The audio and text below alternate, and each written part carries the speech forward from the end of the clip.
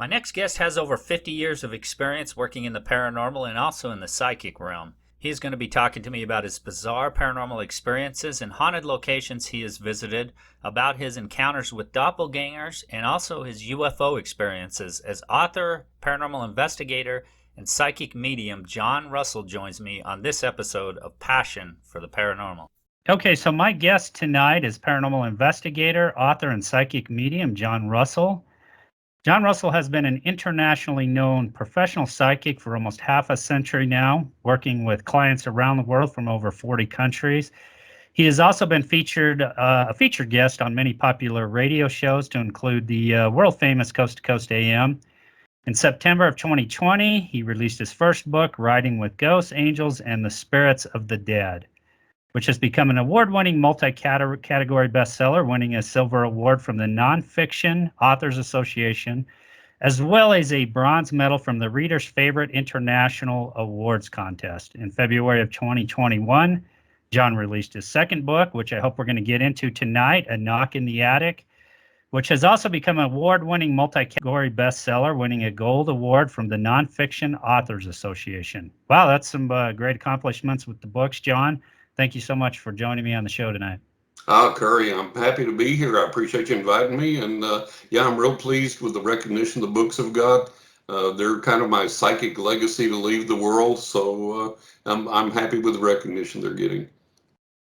Yeah, that's great. I'm hoping we're going to get into some of these stories because I know there's some great ones. Oh, absolutely. And before we do that, we get into some of the stories, because I know you've had many paranormal experiences. You and I had talked before we started recording here.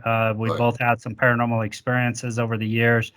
I think mine pale in comparison with what you experienced. Let's get back to the start of this. I mean, from an early age, this started happening for you. Yeah. A very early age. Can you take us back to that early childhood experience you had and how this kind of all started for you? Yeah, I was about 5 years old, and it began. I was sound asleep in bed and woke up in the middle of the night, just suddenly wide awake for no apparent reason that I could figure out. And even as a young kid, I thought, well, this is kind of weird. This is kind of strange. And I rose up on my elbows and kind of looked around my room, and my parents had left a nightlight on in the hallway coming out of my bedroom, going toward the bathroom and everything. And so I could see down into the hallway. And as I rose up on my elbows and looked around the room, I looked down the hallway, and peering around the door frame of one of the doors in the hallway was this elderly black gentleman. And he was as solid as you or I. He wasn't misty, he wasn't translucent, he was absolutely, totally, completely solid. And I screamed bloody murder because obviously my family's white and we didn't have anyone black living with us. I don't even think my parents knew anyone black then. So my assumption as a kid was somebody's broken into the home. Yeah, So sure. as I screamed, he walked around the doorway into the hall and started walking toward my bedroom, toward my bed, toward me. His eyes locked on mine, never left mine. And I can describe him to you. He had white hair, he had a white mustache, he had a red flannel shirt, tan khaki pants on, black shoes, black belt, and every bit as solid as you or I. And he did not look menacing to me, but I was just, I was afraid because I was a young kid and there's somebody in the house I don't know. And I screamed again, screamed bloody murder. And as I did, he began to get transparent then and began to vanish from the feet up, kind of like the Cheshire cat, if you will, till all that was left was his head and his face, and that vanished. And my parents came running in and they tried to console me, and they were telling me, look, you've just had a nightmare. You watched something on TV and it gave you a bad dream. And I knew better. I knew I had seen someone physical in that house that had subsequently vanished. And my fright was so real, and what I had seen was so real that I convinced my father to look throughout the entire house. He looked under the beds, looked in the closets, checked all the doors and windows, and of course we were locked up tight. So they tried to get me to go back to sleep, and they left the big light on in the hallway then.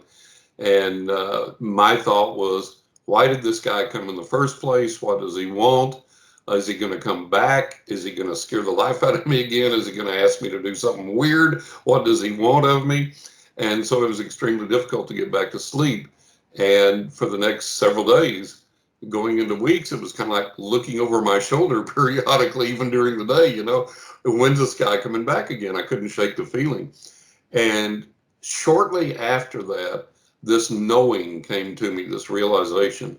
And the realization was that the guy hadn't come to threaten me or to scare me or to harm me.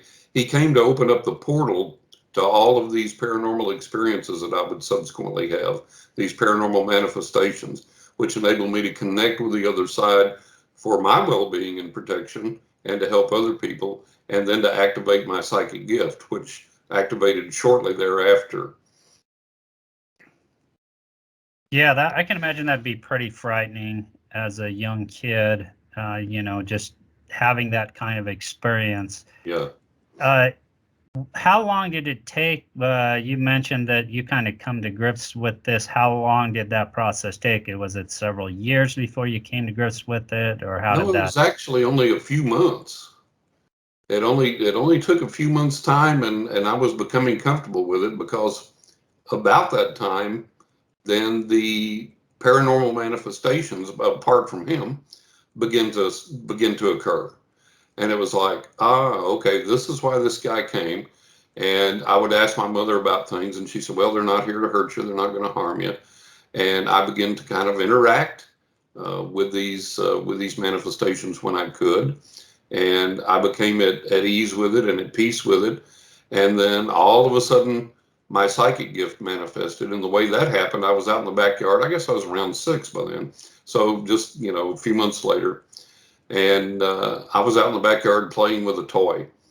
And this car pulled in the driveway, and I didn't recognize the people in the car, and I didn't recognize the car. So I ran inside, got mom and dad, and I said, hey, there's somebody in the driveway. I don't know who it is. And they said, okay. So they come out. They go, oh, those are friends of ours. And I didn't know them.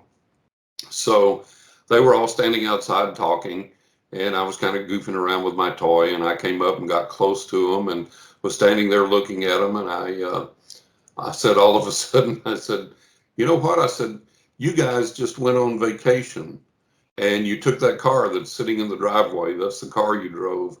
And you don't have kids with you today, but you have 2 kids, and you took those kids with you on vacation. And you went and you stayed in this hotel that looks like this. It was painted this color. It had this many stories. There were these trees that looked like this up front. The pool area looked like this. And the guy was kind of grinning, kind of confused and everything, but I'll never forget his wife. She was absolutely bug-eyed. She was looking at me like I had cobras growing out of my nose. And she looked over at my mother and she goes, how the hell could he possibly know this? And my mother's like, well, what do you mean? She goes, how the hell could he possibly know this? And she goes, well, what are you talking about? And she said, I don't understand how he's able to say these things. And my mother said, oh, well, kids in their imagination trying to kind of pass it off. And the woman said, it's not imagination. She said, that's what we were coming to tell you, was we just went on vacation, driving our car, that car in the driveway. We took our 2 kids with us. We stayed at this hotel that was exactly like John described. How the hell could he possibly know this? And my mother was like, and dad were like, John, go play. And I was like, yes, ma'am. Nice to meet you folks. And off I went. And I must have been a pretty scary little bastard, because I never came to visit my parents again. It shocked the life out of them. So that's when I discovered that I could see into people's lives. I could read their thoughts. I could predict their futures accurately. I could tell where they'd been. I could tell what was coming for them. And then I began to relate with that, grow with that. And then as I got a little older, I began to study that and say, okay, let's figure out where this thing goes and what's real, what isn't, what works, what doesn't. And then around age 12, I began to study everything I could get my hands on in depth. And still do to this day, still learning, still working, still, getting more information. That was quite a story there. And I can imagine those people, it sounds like they were kind of taken aback by what you knew about. Yeah, they were pretty unnerved. Yeah, they were pretty unnerved. Yeah, let's talk about, now you had that first experience. Now, how often did these experiences happen? I mean, were they occurring weekly, daily? How often did they happen after that first experience? Sometimes daily, usually at least weekly, certainly monthly. and this just didn't continue on for the rest of my life. And it's probably way, way, way well over 1,000, but I know of at least 1,000 because I started keeping track of them at some point. And I didn't keep track of everything that came along. I kept track of everything that I could remember and what to me were the most memorable experiences. But it was, it was I thought I need to start writing these down and kind of memorializing these things before I forget, because there's so many of them and they're easy to forget when you have so many of them. But it's been and it's been that way all the way into my adulthood until now. Still at least weekly, sometimes daily, and the experiences still occur. So still goes on. Yeah, and you also started into paranormal investigating from a very young age, I think in Yep. your teenage years. Yep. Talk about that and how that kind of came about. And I mean, that was some time ago. How did the process of getting involved in actually investigating this stuff, how'd that all start and kind of evolve? Well, Curry, that started really when I was about 12. As I began to research things and explore things and read things, I discovered there was a lot of phoniness out there. There was a lot of phonies and con artists and frauds in religion and in the psychic realm and everything else. And my burning desire ever since I was a kid was to find the truth. And so that's when I began to investigate in earnest, when I was about age 12, and I started reading all these things. And I was like, this doesn't hold water. This doesn't make sense. And you could kind of develop a sense to spot the outright phonies and frauds. And then you could learn to spot the people that were kind of self-deluded and so on and so forth. So it became a burning desire for me. It's like, let's find the truth. Let's find who's real and who's not. Let's find what works and what doesn't. And then let's see how we can apply that to our lives to help ourselves and to help others. And so that was the driving force behind that. And that still remains to this day, is to find out, okay, let's keep pressing for that truth. And of course, we have plenty to look for, like UFOs. We're still pressing for that truth after all these years. And there's still a lot in the paranormal realm we're still trying to get a perfect handle on that we don't have after all these decades, hundreds of years, thousands of years. There's still things that the other side gives us glimpses and little glimpses of things, and we don't get a complete picture. And so we speculate, and we don't have it all yet. So we're still looking for all that light to walk in. Now you have these gifts were given to you, psychic medium gifts, but Right. You're actually also going out and conducting paranormal investigating. What's the driver behind that? Are you looking for capturing evidence? Are you using equipment when you get started? How did that kind of come about? Well, I was asked from a young age to investigate certain things and to use my gifts to tell people what was happening and what was going on. And it just became an interest to me, and I enjoyed doing it. And then I found out that in the process of doing investigations, that there are stories that spirits have, and people weren't telling these stories. They might go out and have an experience, and this was way back before EVP meters and all that type of thing became or EVP electronic voice phenomenon, and then the meters and all that stuff, EMF meters. That was before all this existed or was popular, and people were just having experiences, and they would want to know what these experiences meant. And then the real driving force as people begin to use EMF meters, begin to use EVP, and begin to use technology, for me was, okay, so you got a spike on a meter, or you got a few words of EVP, or you had some kind of indication that a spirit's there. Okay, but then what's the story? Why is that spirit there? What does it want to communicate? What's the story behind the manifestation? Is it there for a long time? Is it there permanently? Is it there short term? What's the history behind this thing? And that's when you have to bring the psychic medium gift into it, because that's the only thing that can work with that spiritual realm and with that spirit or ghost to discern why they're there, what's going on, what the message is. And technology has a long, long, long way to go to catch up with a good psychic. Now, I'm assuming you use EVP or you use digital voice recorders and some of the tools out there as you're conducting paranormal investigating.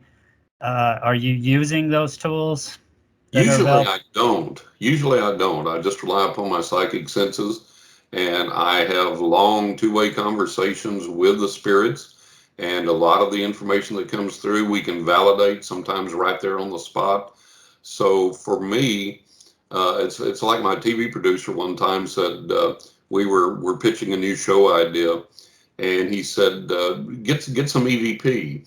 And I said, well, most EVP, even Class A voices, you get maybe two or three words and that are clear, and that's it. Maybe a super, super short message. And I said, and with me, I hold complete two-way conversations with these spirits in my head that go sometimes paragraphs long. So why would I do that? That's a regression. And he said, well, yeah, but he said, look, on a show, a TV show, you can say that, but the audience can't relate to it as well as if you play an EVP and they hear a spirit talking, and then they go, oh, wow, okay, I can hang my hat on that, and now this guy's going to tell me what else he received. So that part of it I understand, but I've never on a paranormal investigation, I've never really used EVP. I've never used EMF meters or anything. I always tell people I take the most sensitive, the most highly technologically advanced there is in the field, and that's me. Interesting. Yeah. So I'm wondering if you kind of have some insight because that's what I've experienced with EVPs as well. There is the rare occasion where you capture a sentence, Right. but most often it's two or three words. Why do you think it is that when we do capture EVPs, they're only a few words oftentimes? I think it's very difficult for the other side to manifest that communication.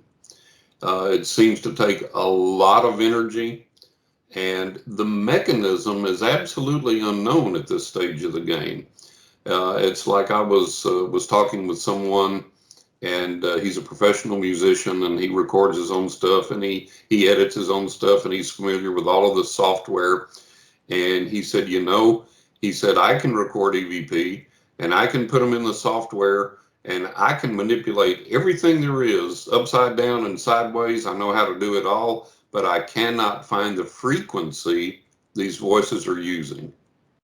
And so that's the snafu for us, is we don't know the mechanism yet. And once we find that frequency, and he and I agreed, once we find that frequency that these voices are using in the noise, once we're able to detect that, that's going to be the major breakthrough that may lead to real-time two-way communication with the spirits, that where they can actually talk in real time using long sentences for a while. But right now we're just not there. And it's like with Skinwalker Ranch, they've got all the scientists out there, they've got the cameras, they've got the sensors, they've got the meters, they've got the EVP, they've got everything in the world going on, but science hasn't caught up with the paranormal. And I tweeted Brandon Fugel on Twitter, and I said, look, man, you got to send in the wizards. You got to send in the psychics, the medium, or whatever, because you're getting a bit and piece of the picture, but it's not telling you why it's manifesting, why it's occurring. And to do that, you're going to have to get some reliable psychics in there. And lo and behold, on this past season, they got the Jewish rabbi in there that practices the Kabbalah. He did the ritual, opened up the portal, they caught it on camera, and so boom, there it is. But you've got to have that, and then the technology is kind of an adjunct to that.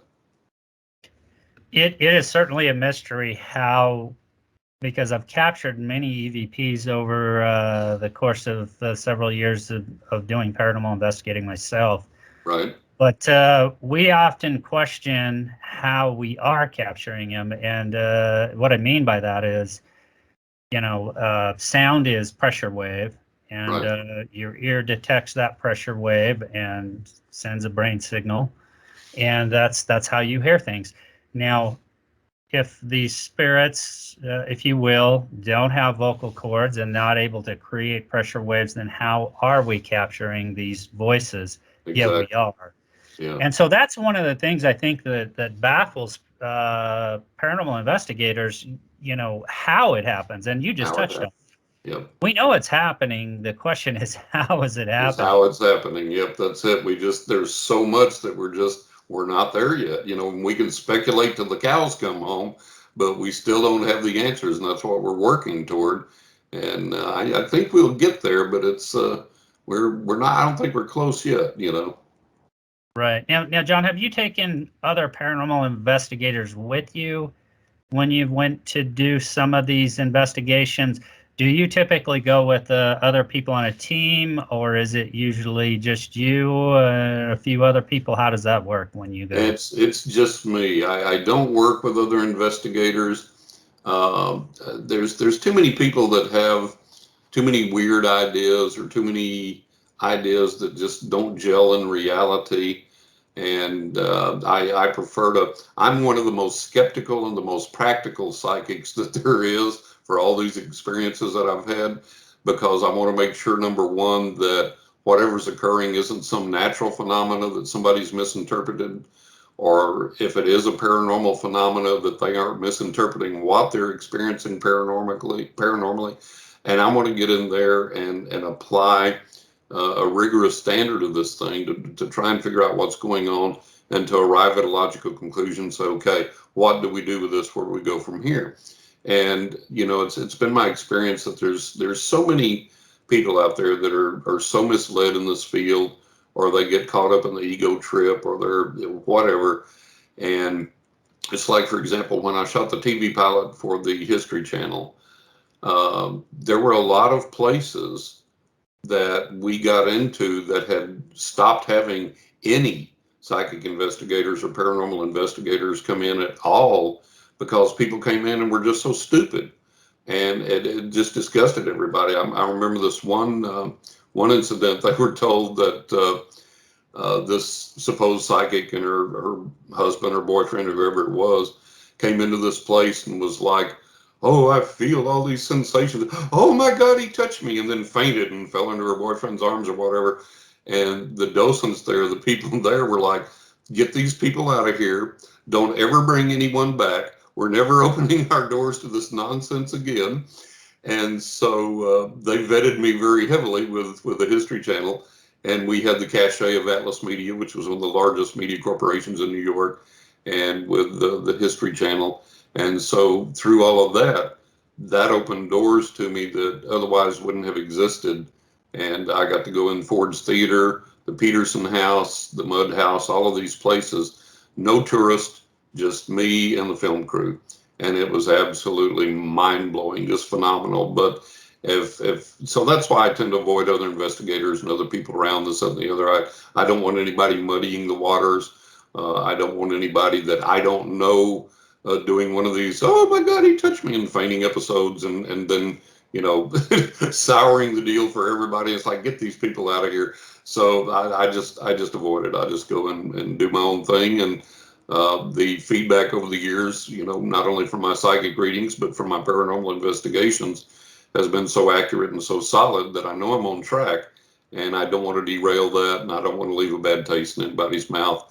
And I know there's been a lot of investigators, like even on some of the famous shows, that have really soured people's perspectives on everything when they've gone into their businesses or their home or whatever, because of what they've done.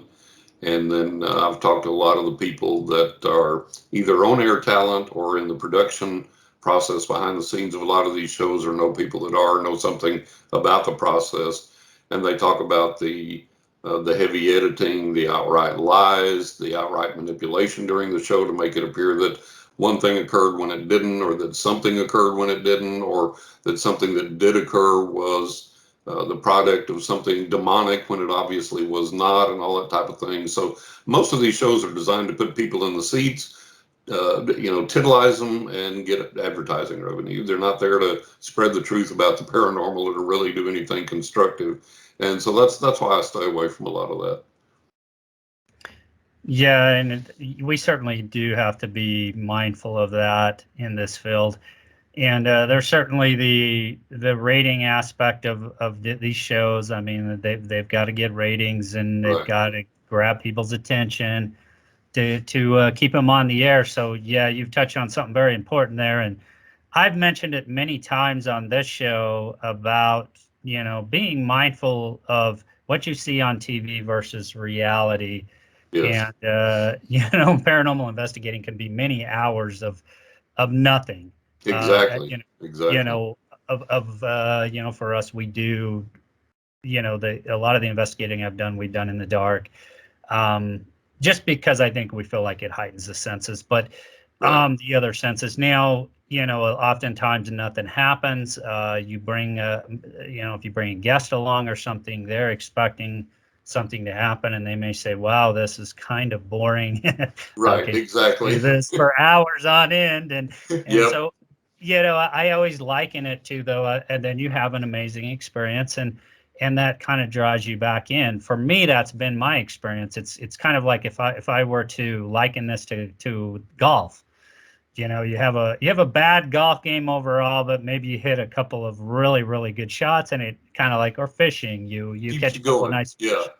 Yeah, and it kind of keeps you interested in going in it. exactly. That's kind of been my experience too. A lot of times nothing will happen, and even at locations where we've had a lot of things happen, there'll be another visit, and we'll have nothing happen, Right. and it's really slow and it's really quiet, and so yeah, there is a lot of hype on these shows, and Yes. they've got to keep audiences and ratings, and I Right. get all that. That is an important aspect of it. Now, you going around doing this on your own, I've got to ask, because I know you go to a lot of different locations. Right. Is that ever unsettling? No. Ever unnerving doing that alone?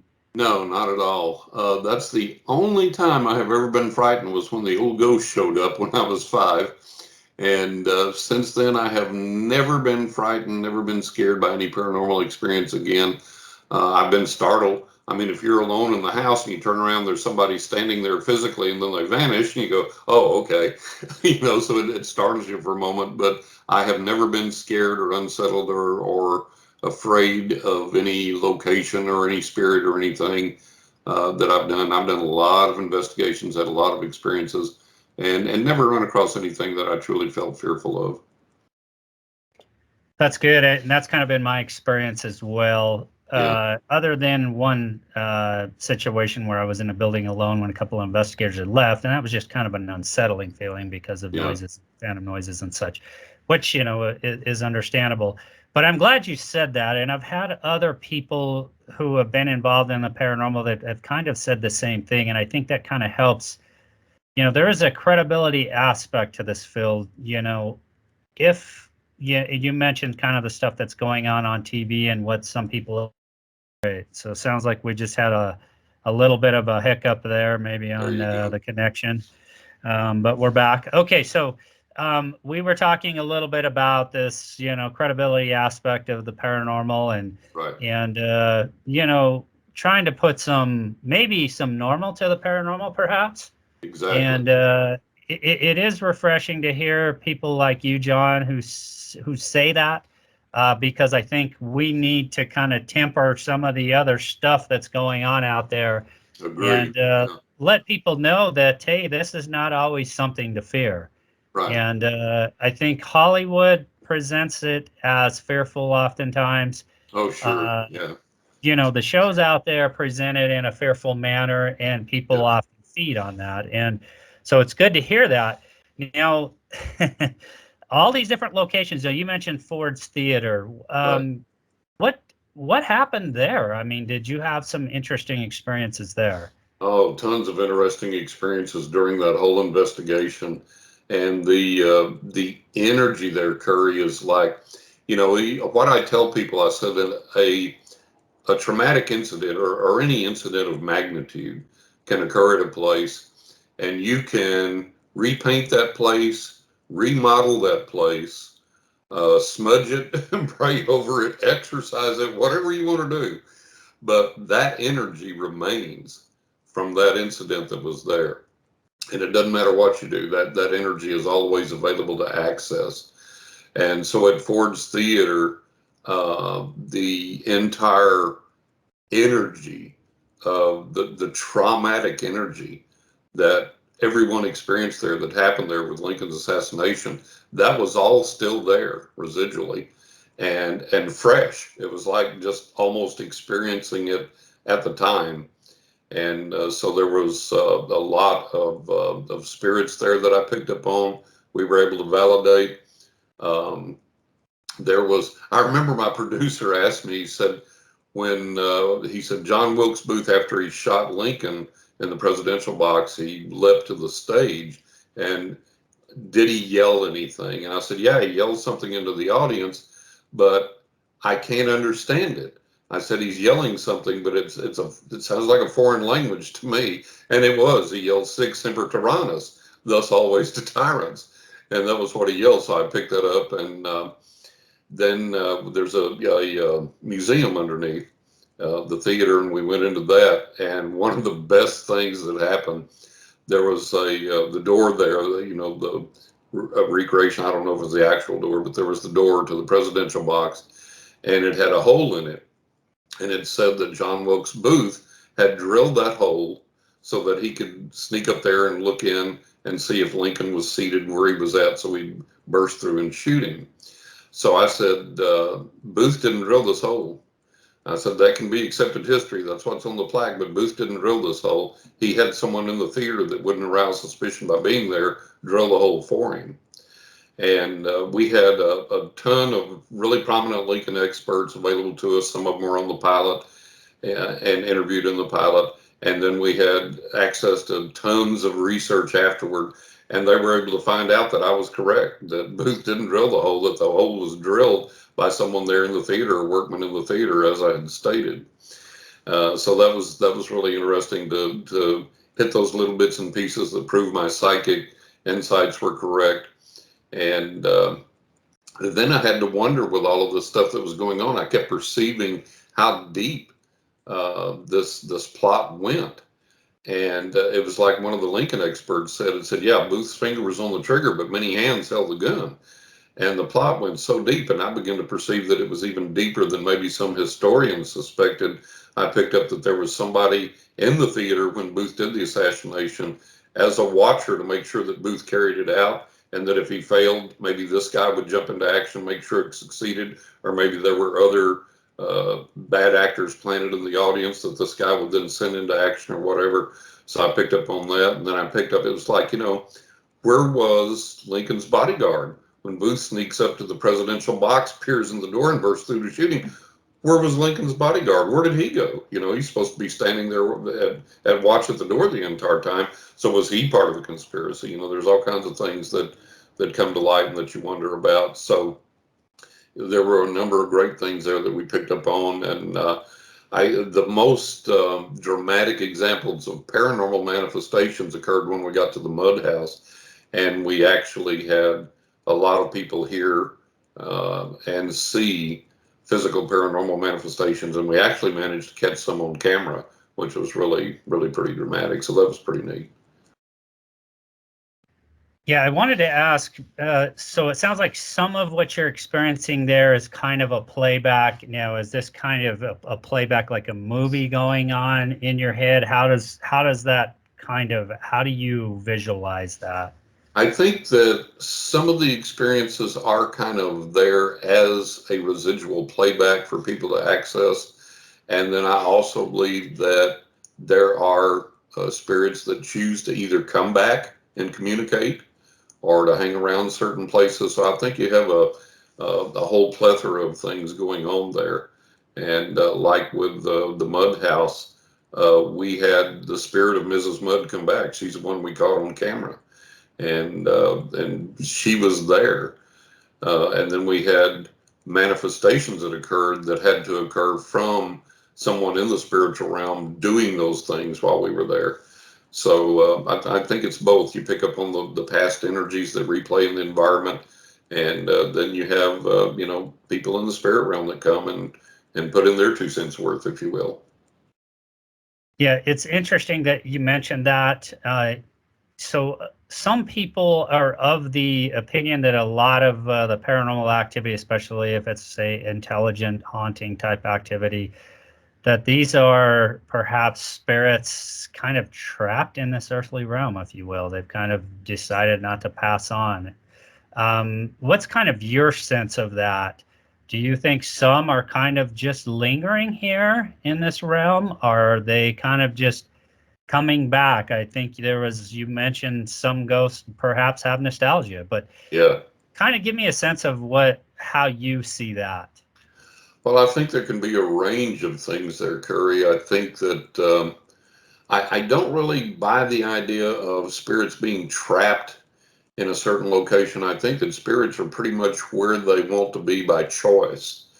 And that choice may be from a number of things. It may be from guilt, it could be from nostalgia, it could be from a desire for repentance, or just kind of going back and seeing, hey, what really went on here, and looking at what happened from the other side. There could be a number of reasons for that. And all of those we don't know. We're speculating, but we get bits and pieces of it that we can kind of put together. Um, I've never really had the feeling that spirits are trapped and can't move on. I get the feeling that spirits are where they want to be, and maybe they haven't gained the wisdom or the knowledge or the light on the other side to move on, or maybe they just don't want to. It's like you've got bad people in prison that you give them the Bible and you preach to them and you rehabilitate them and you give them opportunities, and they couldn't care less. They return right back to a life of crime. Recidivism in prison is about 80%. And so there are some people that you just don't reach. And I think on the other side, those people then may be people that, okay, yeah, I could move on. I could do better. I could do this. I could do that. But, I choose to be here, to hang around here. And so, when we go to the other side, we don't just become, we don't get our halo and our wings and become all wise, all knowing, all sweet, and everything's forgiven. It just doesn't occur that way. So I think a lot of these spirits are acting out different phases of either spiritual growth or lack thereof. Interesting. Yeah, I also wanted to talk about, because you've actually had some experiences with doppelgangers. Oh yeah. There's definitely a negative, and maybe this is the Hollywood version of what doppelgangers are. Some people, you say you see your doppelganger that you may die, but what's your experience with doppelgangers? Right. Well, I've seen a lot, and I've never seen my own, but I've seen a lot of friends' doppelgangers. And I saw them physically when I knew that my friends were in some other different location. I knew where they were at. And I haven't been able to figure out a lot of these. It kind of mystifies me, but the most mystifying one that I had, and this just really blew my mind. I was dating this lady. She was a really flashy lady, really pretty, and she had a unique car. And she had this car kind of tricked out or decorated in a certain way, so that if it was in a parking lot with other similar models, she could tell it apart from them because of what she carried in the rear deck of the car. So one morning, early in the morning, I was driving one way down the street, and up the street comes her car in the opposite lane, in the lane closest to me. And I looked really closely, and I said, "Son of a gun, that's her car." And I began to wave, and didn't get any response. And as it got closer, I thought, well, maybe it's not her. I looked at her, and it was from a good ways away. I could tell, yeah, it's definitely her car. There's the decoration down to the T, the whole 9 yards worth. And so I started flashing my lights, waving, and she's not responding. And I'm like, well, what in the world? And the other thing I thought was, it's awfully early for her to be out, because she usually didn't get out and about that early. And I was like, well, what in the world is she doing? So she gets right up to me, and I've got my arm out the window, I'm waving and everything, and she just doesn't respond at all. And as she gets right up beside me, going the opposite way, I can see her clearly, and it's absolutely 100% no doubt her car, everything. And she has the strangest look on her face of any human being I have ever seen. And she's just staring straight ahead with this bizarre expression on her face, hanging on the wheel, driving on down the road, never looks over at me. And I'm like, well, what in God's name? So I grab my phone in my vehicle, and I immediately call her number, and I'm going to razz her. I'm going to say, what in the world, man? I'm waving at you. I'm flashing my lights at you. You don't pay any attention. What in the world's going on? What were you so lost about here that you're driving on this focus? Excuse me. And the phone rings 2 times, and she picks up while I'm watching her car drive down the street in my rearview mirror with her in it. And I just couldn't speak for a minute. And I said, what in the world are you doing there? She goes, what do you mean, what am I doing here? I live here, idiot. Where else would I be? And I said, I just saw you driving down the street in your car past me, and I'm watching you go in the rearview mirror right now. And she's like, okay, are we drinking early this morning? And I was like, no, I said, we have to figure this out. There's something weird about this. There's something paranormal going on here. And she was a believer. She knew. And so we bandied that about and never could exactly figure out what it meant. But that was about the most bizarre doppelganger experience I've had. And to have the car even, it's one thing to see the person, but to see their vehicle replicated. That is truly bizarre. It is. It was really, really strange. Really strange. Yeah. Now, you visited the UFO museum in Roswell. I've been there as well. Yeah. You had an interesting experience there. What happened there? Oh man, yeah, that was crazy. Back in when was it, 98? There was Alien Encounter 98, and I went there to give readings. And Stanton Friedman was there lecturing. I got to see him, and so on and so forth. And so I said, well, I've got to go to the Roswell UFO Museum. You can't come here and not go to the UFO Museum. So one morning I took off early and went down there, and I was standing on the sidewalk, and it wasn't open yet. So I was looking in the windows, looking in the door, whatever, and standing around waiting for the museum to open up. And this, there wasn't much foot traffic, weren't many people there. And this lady come walking down the sidewalk, and we nodded at each other, said hi. And for some reason, she stopped to talk. And she said, waiting to get in the UFO museum? I said, yeah. She said, your first time here? And I said, yeah, it is. And she said, oh, well, do you live in Roswell? And I said, no. I said, oddly enough, I was born in Carlsbad, but I've never been back to New Mexico. My family moved to Texas, and I've never been here, and never even visited my hometown, and never been to the UFO museum. That's my first time. She says, oh, interesting. She said, well, what brings you here? What do you do? And I thought, oh boy, here we go. And I said, well, I'm a psychic, and I'm giving readings at Alien Encounter 98. And she's like, oh, she said, okay, well, you'll believe this then. You'll understand me then. And I was like, okay. So she says, when I was a kid, me and my brother were outside playing, and we saw the UFO come over and crash over in the distance. And I said, ma'am, you have got my undivided attention. So she said, I said, tell me more, explain more. So she said, my brother and I, she said, we were young, but old enough to know, what was going on. And she said, we heard this sound and looked up, and here come this UFO through the air, and we could tell by the way it moved that it was in trouble. And she said, it wasn't a helicopter, wasn't a plane, wasn't a bird, wasn't Superman, wasn't a blimp. It was a UFO. We knew what it was. It was a UFO. And she said, we watched it go on off over in the distance and crash, and we knew it had crashed. And so, that was the experience. And I was like, my God, I said, your eyewitness accounts to this. You and your brother are eyewitnesses to one of the most famed, UFO experiences in the world. I said, why don't more people like you come forward? And she said, well, she said, shortly after that occurred, she said, there were many people in town that were visited by military, by people that we assumed were military, by people that we didn't know who the heck they were. And basically what everybody was told was, if you speak about this, you and your family's bones are going to be found out in the desert. And I was like, wow. And she said, yeah. And she said, not only that, it's like, we had a lot of brave people back then, and they were like, hey, bring it, I don't care. But when your family's threatened, you may not care about your personal safety, and you may be willing to sacrifice yourself or stand up to the powers that be or whatever. But then you've got a wife, you've got kids, whatever, and you don't want your family harmed, so you're going to back down because of your family. I said, well, that's understandable, yeah.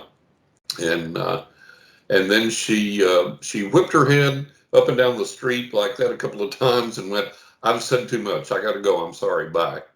And so all those years later, that fear was still there. That fear was still inculcated in her. And so I said, okay, well, that's why a lot of people didn't come forward. And I mean, if you read the history of Roswell, you know that her story's not unique. You know that there was a lot of people that talked about being threatened, and not to speak of the incidents. So, but to talk to someone in person that had seen the UFO come over, seen the crash, and then the family had been threatened in person and knew other people that had been threatened, that really brought it home. That really made it real. Yeah, absolutely. That's a intriguing story there that she shared with you. Yeah. Any UFO encounters yourself? Some people with your gifts, John, sometimes they have those kinds of encounters. Lots. I've had a lot of UFO encounters. And I think the most dramatic one, if we have a little time here, I'll go into that. Um, when I was a teenager going on to about 20 or so, I had already had a ton of paranormal experiences. I mean, a ton. And I had started reading professionally at the age of 18, so I already had established a reputation as a psychic, as valid and accurate, and so on and so forth. And in spite of all of that, I didn't believe in UFOs. Did not believe in them. I was like, nope. I'd read the books, I'd read the magazines, I'd read the literature, I'd seen the interviews. I was like, nope, ain't believing it, ain't buying it. And so, here's where maybe a paranormal component sometimes connects with this as well.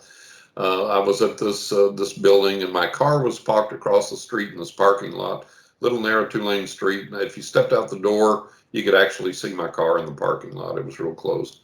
So I step out the door, and this is back in West Texas where I grew up. And I stepped out the door, and the first thing that hits me in the face is this big blast of wind. And I look up, and it's overcast, dark clouds. And I said, oh, we must be in for a thunderstorm. Of course, we're at the tail end of Tornado Alley, and we had all this severe weather there that I experienced growing up. And I said, well, I better make a run for the car. So I look over in the parking lot where my car is, and attached to the clouds above, coming down from above, this big column of cloud is sitting down, touching the parking lot by my car. And I'm like, what in the world is this? So I think, is it a mini tornado forming? Is it a dust? What in the world is this thing? And as I'm watching it, these glowing orbs, fluorescent glowing orbs, emerge from it and then recede back into it. And there are all these bright colors like orange and purple and yellow and red and green. And so I'm standing there watching that. And honest to God, Corey, the first thought that runs through my head is, okay, I'm a 20 some odd year old young man. I'm about 20 years old then. And I think I've been in reasonable health and of sound mind, but this is it. Something has happened. I've snapped and I've gone nuts because I'm just not believing this thing that I'm seeing. And this bizarre urge comes over me to walk toward this cloud. So I take a few steps toward the cloud, and staying on the ground down in the parking lot, it advances toward me. And I stop, and it stops, and I back up, and it backs up. So I do this a few more times, and I say, okay, now I know I've lost it. This is absolutely insane. So I'm looking at it, and another weird thing that I notice is around the base of the cloud, there's some paper cups, some debris, some papers in the parking lot that should be blowing all over the place, and they're perfectly still, in spite of this cloud roiling and boiling and churning and these orbs emerging in and out and everything. All the debris is perfectly still around it. And I'm like, okay. So I'm sitting there trying to figure out what to do, and the door opens, smacks me in the back. One of my buddies comes out, and he goes, oh, man, I'm sorry. He says, what were you doing standing so close to the door? And without waiting for me to answer, he looks up and he goes, oh, looks like we're in for a storm. And then he looks over in the parking lot and he goes, what in the world is that? I'm like, okay, I'm not nuts, because he sees it too. And I said, you think that's weird? Watch this. So I walk toward the cloud. It comes toward me. I back up. It backs up. And I said, isn't that the weirdest thing you've ever seen? He looks at me like I'm the weirdest thing he's ever seen. He says, bye. And he leaves. He runs the other way. His car's the other way. He hightails it out of there. He ain't having nothing to do with any of it. So I'm like, okay, now here I am with a crazy cloud. What do I do now? Well, about that time, it lifts back up into the clouds overhead, and the clouds move over. I'm like, okay. So I run for my car, get in my car, and I get out. And I know this town like the back of my hand. So I know exactly where all the streets are, where all the intersections are, and everything. So I get out and start my car, start driving, and it begins to rain. Now, this is not one of those everything's bigger in Texas stories. I mean, in Texas, in 20 minutes, it can flood your yard, flood the streets, flood underpasses. So it rains heavy there in a very short amount of time. But this rain was unlike anything I had ever experienced before. I turned on my headlights. I turned my wipers on high. They did absolutely no good. The rain was coming down so hard that I could only see about a foot or two beyond the hood of my car. That's as far as I could see. There were cars angle parked on the side of the street. I couldn't see them out my passenger side window. So I'm starting to panic. I'm like, I can only go like 5 miles an hour. I can't see beyond a foot or two in front of my hood. I can't see the cars that are angle parked on the side of the street. I'm afraid I'm going to side swipe them. I'm going to hit somebody. Somebody's going to hit me. And so I come up to this intersection, and my headlights pick up the bumper of the car in front of me just in time for me to hit my brakes. The car behind me, I can see its headlights in my rearview mirror. It almost hits me. There's a little glowing red light up here, and I thought, okay, that's the traffic light. So I knew the street that I was at. We had a Sears Roebuck store there, and in the back of the store there was a big parking lot, and they had some of the best sporting goods on the planet. So I said, okay, I'm going to make that parking lot. I'm going to jump out of the car. I don't care how wet I get. I'm going to go down in the basement, look at the sporting goods till the storm passes. Then I'll drive home. That's the only safe thing I can figure out to do, because I couldn't see where to park on the side of the street. But I knew if I get in that big parking lot, I'd just stop somewhere and say the heck with it and get out. So I'm driving along like that, managed to turn the corner, and we're poking along. And I'm leaning over in my seat, holding on to the steering wheel, had a bench seat. And I'm leaning over as far as I can, trying to look out the passenger window to see where these cars are angle parked so I don't hit them. And with the rain coming down that hard and the visibility that little, now imagine this. Right now it's gone. It doesn't slack off. It doesn't slow down to a trickle. It's just 1 minute you can't see a foot past the hood of the car, and the next minute it's as clear as a bell. The next second it's as clear as a bell. It happens that quick. There's not even a mist hitting the windshield. So I reach up, I turn my wipers off, I look at my rearview mirror, everything's perfectly clear behind me. I can see all the way down the street, perfect visibility in front of me. Of course, it's still cloudy, but it's light enough you can see everywhere. I'm like, what in God's name? And about this time, the people that are coming the opposite way on the street start swerving into our lane, almost hitting other cars. People are honking. People start rolling down their windows and pointing up at the sky. People are jumping out of their cars into the street and pointing up. And I'm like, what in God's name is going on? And I look up, and over the back of the Sears building, over the back corner of the Sears building, about 30 to 50 feet higher off the top of the roof of the Sears building, and about 30 to 50 feet in diameter, is this silver metallic craft just hovering there over the Sears building. And I'm like, oh my God. And I literally did a cartoon eye rub. I literally was like, and I look back up and it's still there. And I'm like, wow. So all these people had seen it before I did. And so I thought, well, I'll get out and get a clearer look too. And as I reached for my door handle, the UFO just barely perceptibly moved very, very slowly toward us. And as it did, the clouds rushed in from behind it, covered it over, and a second later, the rain was back in full force, just like it was before. And I was like, holy God. So this guy in front of me, he turns in to the parking lot. I stay on his tail. And I said, I don't care if I hit him, my insurance will cover it. I'm going to talk to this guy. I still don't believe what I've seen. And so I park right by him. I don't even know if we're in a space. I don't care. I don't care what's happening. I see his dome light come on. He jumps out. I jump out, and I'm young and I can run really fast. And the rain it hurts. It hits you and it just hurts. And I've got my eyes shielded and I'm running. I get in there. Well, the Sears had a vestibule outside, a little airlock, and a big mat there. You wiped your feet, and then a set of double doors. You went into the main store to the left. You went down to the basement to the sporting goods and stuff. And so he's just standing there on that mat and staring down. I remember he wore glasses. He hadn't wiped his glasses off. They were beaded with water. And of course, both of us looked like we'd just come out of the shower. We're both just dripping water.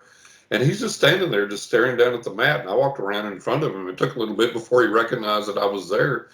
And I said, sir, excuse me, did you see what I just saw? And he said, yeah, but I damn sure ain't going to tell nobody. And he sidestepped me and walked off through the store. And I knew that was all the conversation we had to have.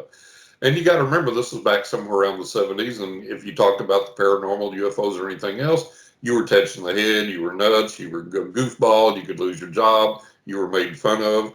So his response was normal for the time, you know. And unfortunately, I don't know that it's gotten a lot better today, actually. But that was his response. And so then I had to change religion. You know, I had to change denominations because there it is. I've seen it in the presence of witnesses. Now I don't know whose it is. I don't know what it is, but there it is. And so I had to acknowledge it. And so that was my first experience. And since then I've had a lot more. Wow, that's fascinating stuff. Let's get back to some haunted locations you visited. Now, you already mentioned Ford's Theater and another one. What's some other great ones you visited that you've had some good experiences at? Oh, we had, I've been asked not to disclose the location, but up in the Northeast, there was this haunted horse barn that the groomsmen asked me to come and investigate. And some friends and I went there. They were the one that initially made me aware of this. And we had so many crazy physical paranormal manifestations while we were there, and everybody visited it. One of the things that they told me about, they said one of the things that will happen is there will not be a leaf stirring on the trees outside, but this rush of wind will blow through the barn from one end to the other so strong that it'll knock the cap or the hat off your head. I'm like, oh, I got to see this. I got to experience this. So sure enough, we get in there. We're walking around. I'm getting impressions, giving them my take on things and what I'm picking up. And here comes this rush of wind. I mean, like it's picking up dirt and straw and everything else that's so strong. And it rushes through the barn from one end to the other. I literally had to hold on with my cap to keep it from blowing off my head. And it goes out the other door at the open end. And outside there is not a single blade of grass stirring anywhere. There's not a leaf stirring on a tree anywhere. It is totally, completely calm outside. So this just come up out of nowhere and rushed through there. And we went on through the investigation and had a lot of other experiences, a lot of things that I picked up on about Native Americans in the region and about incidents that had happened there were verified. I got people's names that they knew the history of the place, and they were able to validate that those names were authentic and that they were there and related to what I told them. And then as we were beginning to wind down toward the end of the evening, they closed the barn, both doors at each end. It was a real long barn, and they closed the doors at each end. And with the doors closed, the wind came rushing through there, blowing through there from one end to the other again. So that was really phenomenal. That was really neat. Everybody experienced that. There was a lot of whistling that went on. You know, somebody would whistle, and we heard that night as well. Tons of physical manifestations with the horses' feed troughs, things like that. There was a radio that would turn on and off by itself. The volume would go up and down. The station would change by itself. We experienced that while we were there that night, while we were all standing looking at the radio with nobody near it. And all these manifestations occurred. So I was able to tell them that their main thing was, are we in danger and are the horses in danger? You know, they were, and I said, no, I said, this is just the other side. There's spirits here that live here, reside here. Some of them may be nature type spirits or that type of thing. You're not in danger. Nobody's going to hurt you. Nobody's going to hurt the horses. And it was real interesting because they had some of the horses out in the pasture, and I was able to go up to them and communicate psychically with the horses. And I could tell the people, I said, this is the horse that gets spooked the most and is the most sensitive, and da da da da. And they were able to confirm that. So I communicated to the horses. I tried to explain to them what was going on, said, don't worry, everything's going to be fine. Nothing's going to hurt you. And they said that the horses settled down, you know, considerably after that. And then I was able to tell them that, you know, here's the way to interact with these spirits, and to realize that a lot of time they're just trying to communicate with you to get your attention or whatever. There's no harm meant. It may scare you, startle you, or whatever, but there's not going to be any harm come to you. And I said, this may sound a little strange, but it really does work. I said, leave some little offerings out. You know, put a little bowl of candy out and say, hey guys, this is for you. And I said, one of the things that and this is well known. This goes back a real long time. I said, spirits love gin. And I don't know why specifically gin, but spirits love gin. I said, get you a little bowl of gin, set it up there, and say, hey guys, this is for you. And I said, give them a little offering, talk to them. And I said, just interact with them, and be at peace with them and know that they're there to communicate with you. They're not going to harm you. And ask them if they can ameliorate their activity a little bit if it's getting to you too much. But I said, it's mostly just a communication.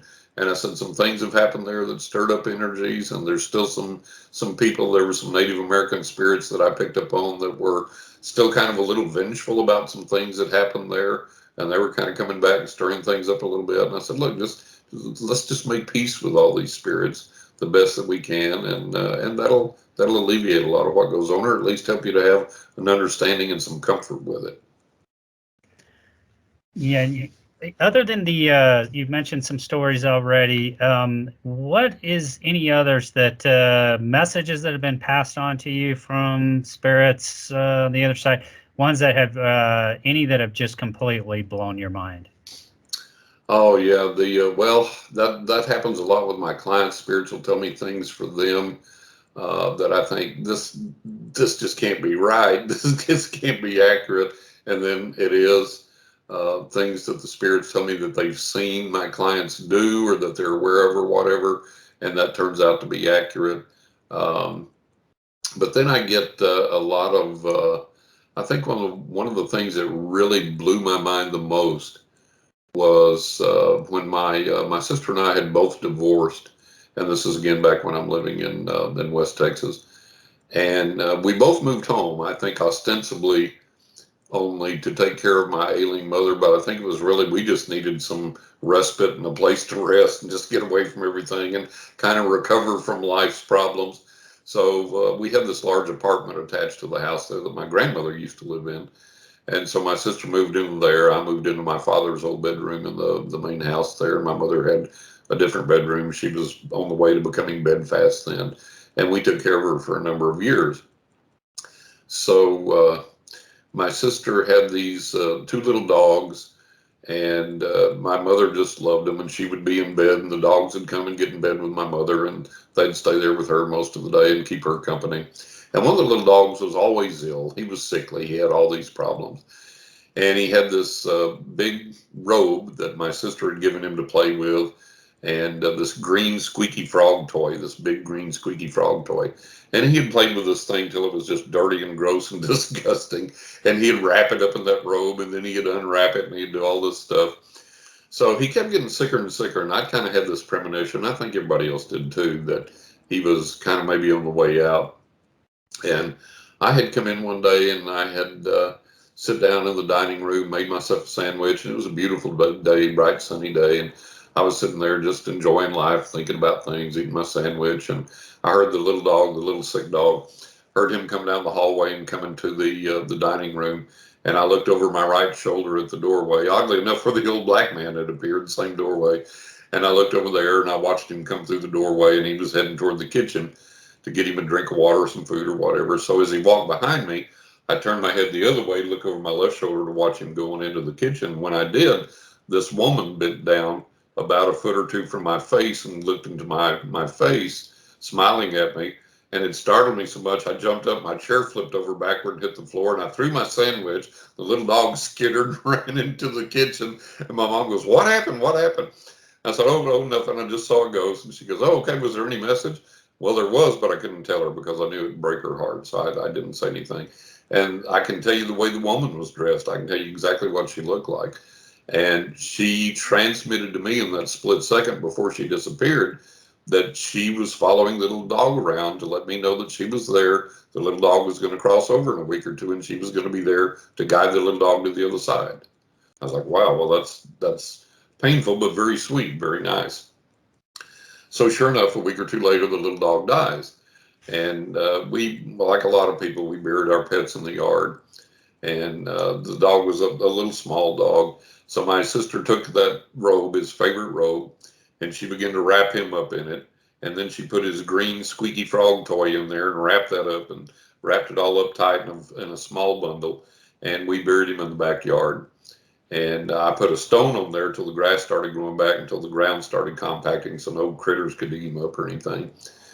And so enough time had gone by that the grass had completely grown back over the grave, completely solid. And unless you knew where the dog was buried, you'd never know anything was there, never know a hole had been dug there. So I had a big old Doberman named Elsa, and she was in a pen out in the backyard. All my dogs and cats are inside now, but this is back when a lot of times you left animals out, and she was out in a pen with the dog house. And so I'd been out one day, and I came walking down the street and walked up the driveway, and my sister wasn't home, and you could see all the way into our backyard.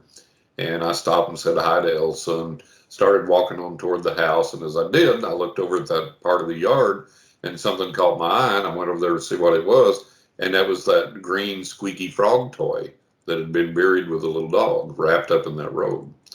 And I was like, no, this can't be. This must be my sister playing a joke on me. So I went over, picked it up. Sure enough, it was that toy. There was no mistaking it was that toy. So I said, okay. I get down on my hands and knees and I start raking around in the grass, seeing if any grass is loose, if the dirt's been dug up or whatever. Everything's solid as a rock. Nothing disturbed, nothing dug up or anything else. I was like, holy cow.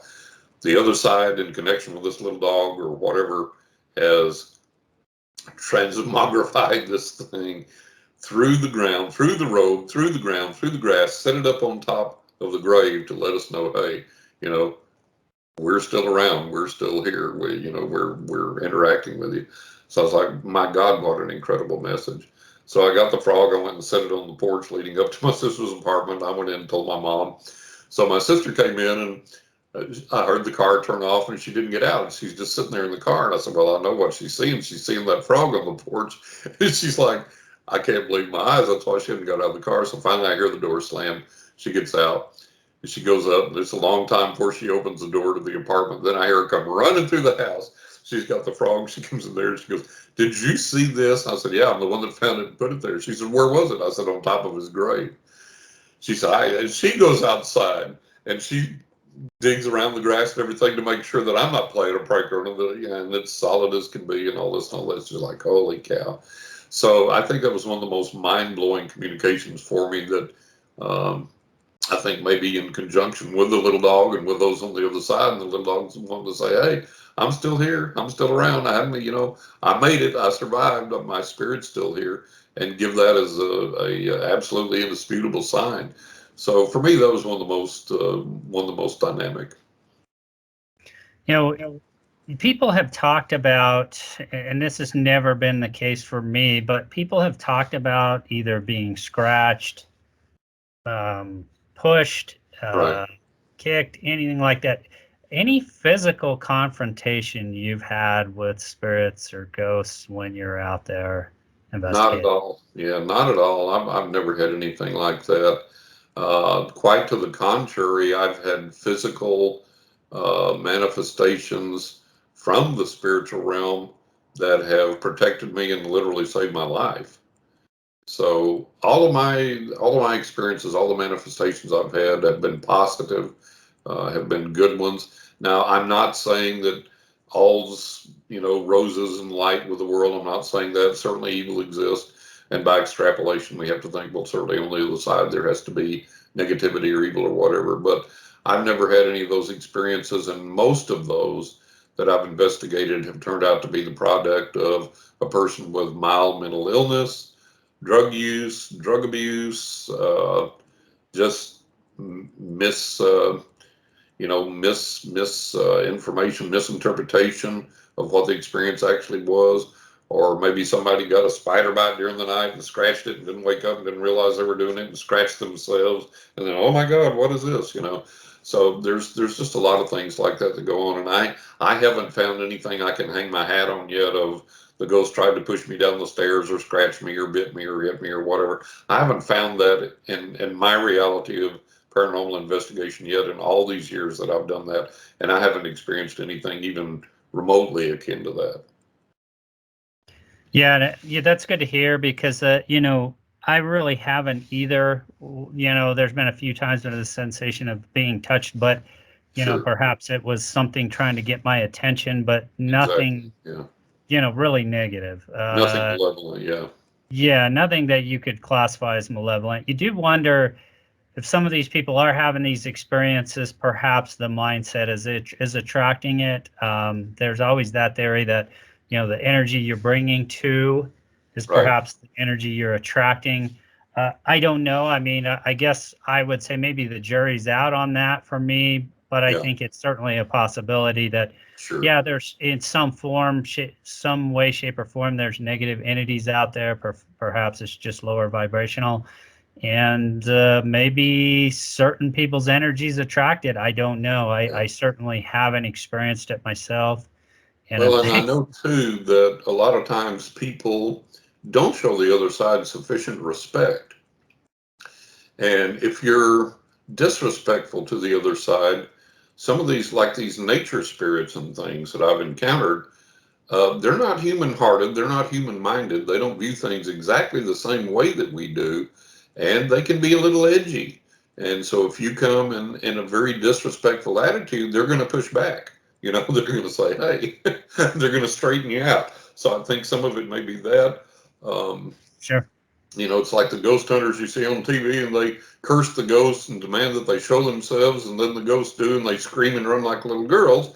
It's like, number one, that's why you're there, is to encounter ghosts. Number two, learn some respect. Be Yeah. respectful. You wouldn't knock on Mike Tyson's door and go, hey, and start yelling in his face and all this stuff. And so these entities have tremendous restraint because they have such a fantastic power that they can exercise in the physical world.